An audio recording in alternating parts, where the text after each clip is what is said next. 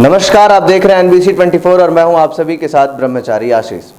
संसद में विशेष सत्र बुलाया गया है 18 सितंबर से लेकर के 22 सितंबर तक और इसमें लगातार कयास लगाए जा रहे थे कि एक देश एक चुनाव पर चर्चा होगी।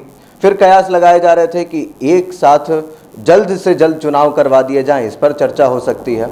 लेकिन इन तमाम दलीलों को पीछे छोड़ते हुए जिस मुद्दे ने जगह ली है वो है महिला आरक्षण बिल। दरअसल महिला आरक्षण बिल है क्या, हम इस पर बात करेंगे। उसी के साथ साथ राजनीति में क्या हलचल है महिला आरक्षण बिल को लेकर के, खास करके बिहार की राजनीति में क्या कुछ चल रहा है, इसके ऊपर भी बात करेंगे। कौन कौन सी पार्टियां इस बिल का समर्थन करने वाली हैं, उसी के साथ साथ इसके ऐतिहासिक परिप्रेक्ष्य क्या रहे हैं, यानी इतिहास में इस बिल को किस किस तरीके से ले आया गया। सबसे पहले बात करेंगे कि महिला आरक्षण बिल है क्या। अपने नाम से ही साफ कर रहा है कि महिलाओं के लिए आरक्षण की बात की जा रही है। दरअसल ये आरक्षण देश के संसद भवन में, उसी के साथ साथ तमाम राज्यों के विधानसभाओं में महिलाओं के लिए सीटें आरक्षित करने को लेकर के इसको लाया जाना है। दरअसल 33% सीटें, या ये कहें कि कुल सीटों का 1/3 भाग जो है वो महिलाओं के लिए आरक्षित कर दिया जाएगा। तो ऐसे में देश में जहां 543 लोकसभा सीटें हैं तो उसमें 179 जो सीटें हैं वो महिलाओं के लिए आरक्षित कर दी जाएंगी। वर्तमान में देश के संसद में यानी राज्यसभा और लोकसभा दोनों में ही 14% महिलाओं की भागीदारी है। इसी के साथ साथ कुछ राज्यों की बात करेंगे तो देश में 10 ऐसे राज्य हैं जहां पर महिलाओं की जो भूमिका है वो सक्रियता जो है वहां के विधानसभाओं में वो 10% से भी कम है, यानी 10% से भी कम महिलाओं का योगदान है।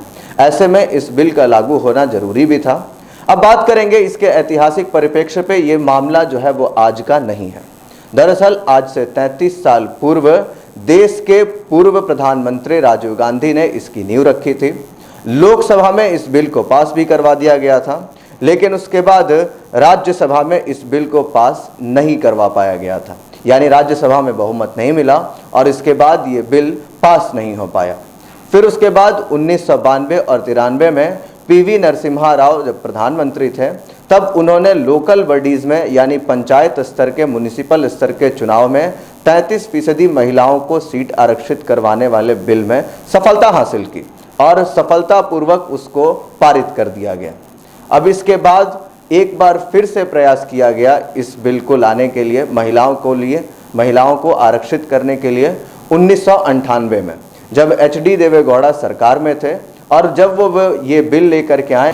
फिर उसके बाद प्रयास किया गया 1966 में, HD देवेगौड़ा सरकार में थे और उसके बाद उन्होंने लोकसभा में इस बिल को पारित करवाने में विफल रहे।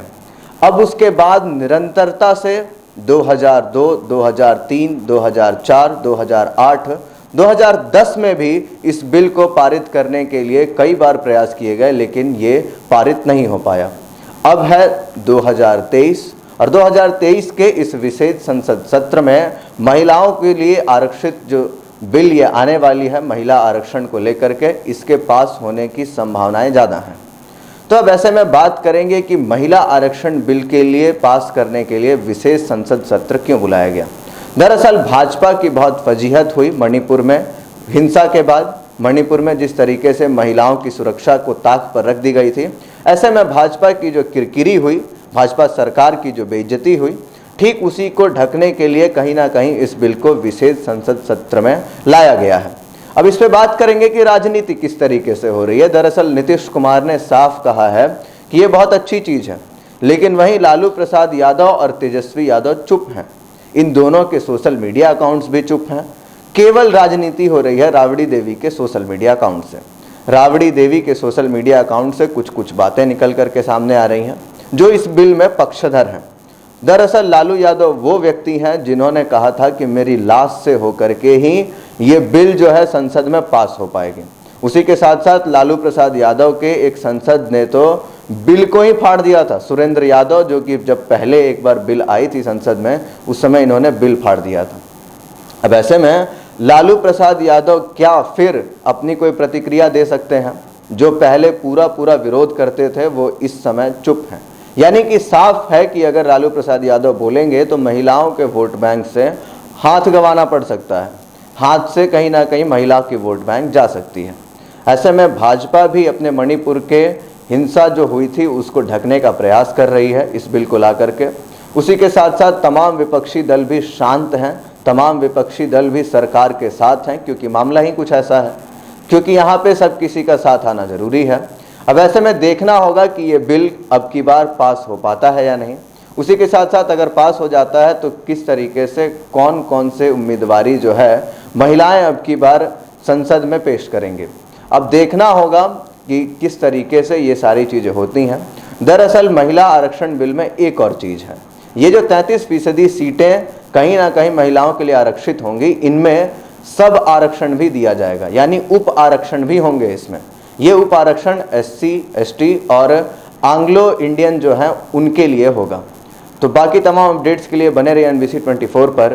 धन्यवाद।